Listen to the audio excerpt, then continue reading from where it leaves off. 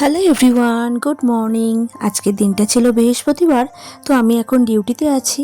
তো এই যে দেখতেই পাচ্ছেন, ডিউটিতে একটু শরীরটা খারাপ লাগছিল, তাই আমি একটু রেস্ট করছিলাম বসে। তো ডিউটি থেকে আসার পর দেখছি আমার পা হাত পা এরকম ফুলে গেছে। পা দুটো তো দেখার জাস্ট জো নেই আর। এই যে দেখতেই পাচ্ছেন।